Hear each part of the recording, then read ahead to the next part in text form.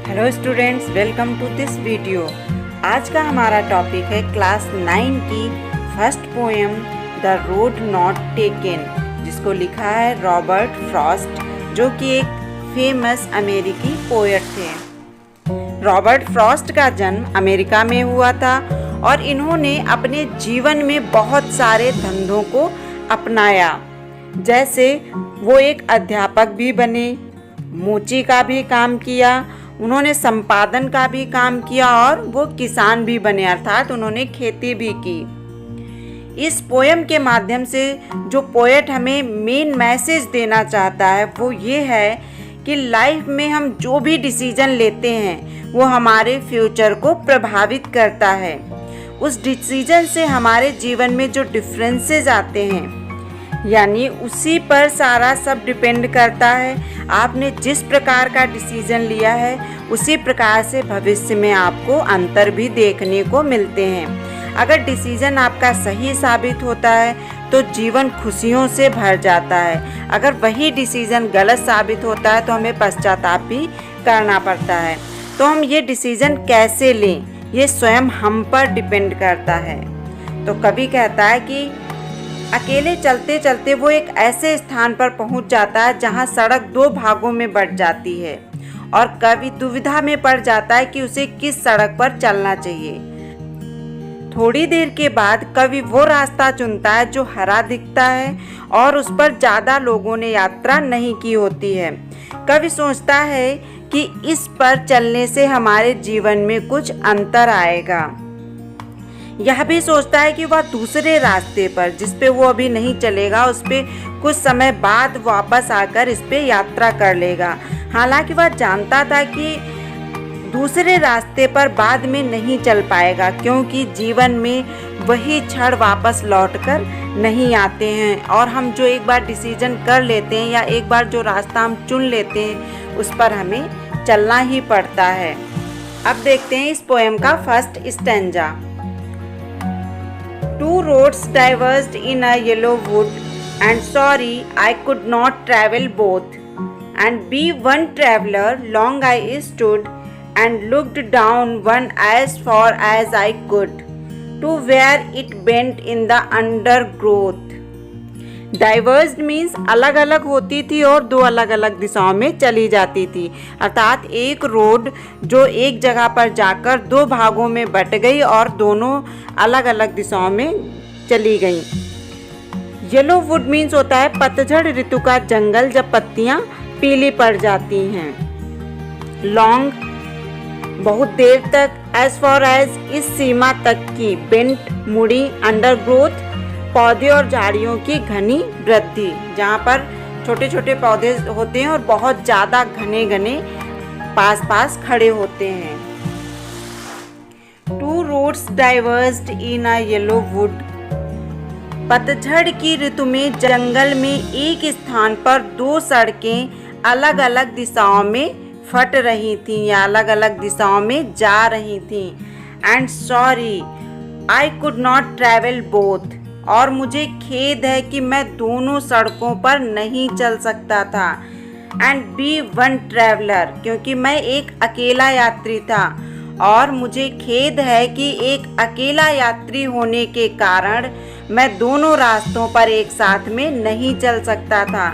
Long I stood, मैं बहुत देर तक खड़ा रहा।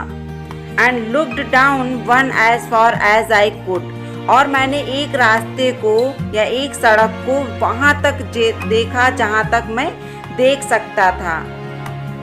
To where it bent in the undergrowth, कहाँ तक देखा उस सड़क को जहाँ तक वो छोटे छोटे पौधों और झाड़ियों के झुरमुट में गायब हो गई थी। और उसके आगे इन 4 लाइनों में पोएट ये बताता है कि पतझड़ ऋतु का मौसम है, वो चलते चलते एक ऐसे स्थान पर पहुंच जाता है जहां पर सड़क दो भागों में बटी होती है और उसे बहुत ही कंफ्यूजन होता है कि वो किस रास्ते को चुने, क्योंकि वो एक अकेला यात्री है और दोनों रास्तों पर एक साथ में नहीं चल सकता है।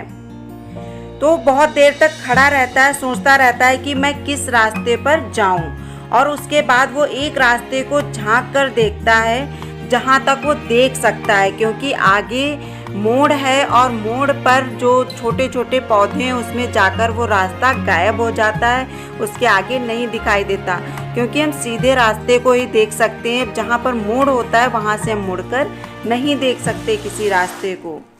नेक्स्ट स्टैंजा है, Then took the other just as fair, and having perhaps the better claim, because it was grassy and wanted wear, though as for that the passing there had warned them really about the same. Fair means होता है सही या उचित, the better claim अधिक अच्छा, grassy means घास से ढकी हुई, wanted wear उस रास्ते पर अधिक यात्री नहीं गए थे, वॉर्न इस्तेमाल के कारण घिस गई थी, अबाउट द सेम बराबर ही, एक जैसी। देन टुक द अदर फिर मैं दूसरी सड़क पर चल पड़ा, जस्ट एज फेयर वह भी उतनी ही उपयुक्त थी, वो भी उतनी ही अच्छी थी, and having perhaps the better claim और शायद ज़्यादा ठीक थी, because it was grassy and wanted wear क्यों ज़्यादा ठीक थी, क्योंकि उस पर घास उगी हुई थी और वह अधिक उपयोग में नहीं आई थी, अर्थात ज़्यादा यात्री उस सड़क से नहीं निकले थे। Though as for that the passing there had worn them really about the same वहाँ से गुजरने वाले राहगीरों ने दोनों सड़कों का समान रूप से उपयोग किया था। वहाँ से जो गुजरने वाले राहगीर थे उन्होंने दोनों सड़कों का समान रूप से उपयोग किया था, लेकिन जो एक सड़क थी उस पे घास उगी हुई थी, लेकिन ज़्यादा यात्री उससे नहीं निकले थे। नेक्स्ट स्टैंजा है, And both that morning equally lay in leaves, no step had trodden black. Oh, I kept the first for another day, yet knowing how way leads on to way, I doubted if I should ever come back. Lay in leaves means पत्तियों से ढकी हुई, trodden black means पैरों से कुचली हुई। जब किसी चीज़ पर पत्तियों पर या छोटे छोटे पौधों पर पैर रखकर निकला जाता है तो वो पत्तियां कुचलकर ब्लैक हो जाती हैं, काली पड़ जाती हैं। डाउटेड मीन्स संदेह।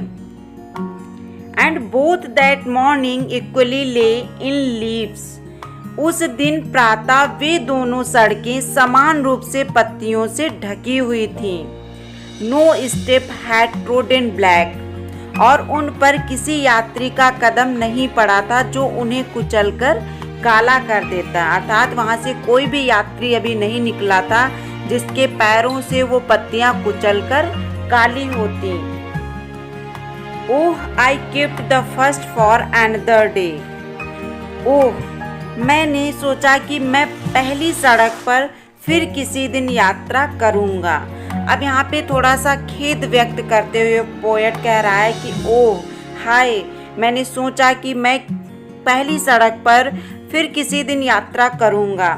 Yet knowing how way Leeds on two way यह जानते हुए भी कि एक मार्ग दूसरे मार्ग से मिल जाता है, आगे जाकर एक मार्ग दूसरे मार्ग से मिल जाता है। आई doubted if I should ever come back मैं असमंजस में था, मुझे संदेह था कि क्या मैं उस रास्ते पर चलने के लिए कभी वापस आऊँगा, क्योंकि हमारे जीवन से जो एक क्षण गुजर जाता है वो कभी भी वापस नहीं आता है। इसलिए पोएट को भी ये संदेह है कि क्या मैं इस रास्ते पर चलने के लिए दोबारा वापस आ पाऊँगा।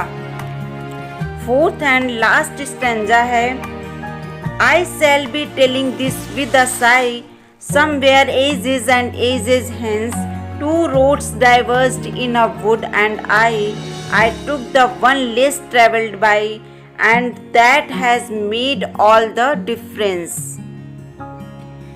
With a sigh means होता है आह भरते हुए, लंबी सांस लेते हुए, आह भरते हुए। ages and ages बहुत लंबे समय के लिए, hence अब से। I shall be telling this with a sigh somewhere ages and ages hence.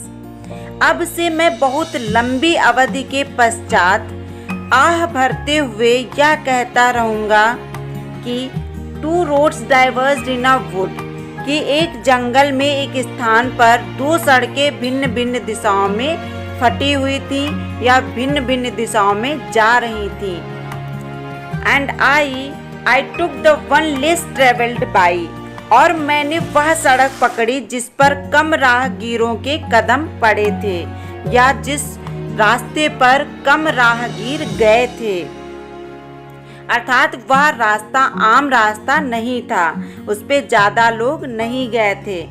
And that has made all the difference, और उस यात्रा को करने के बाद मेरे भावी जीवन पे ऐसा प्रभाव पड़ा कि उसमें बहुत अंतर आ गया।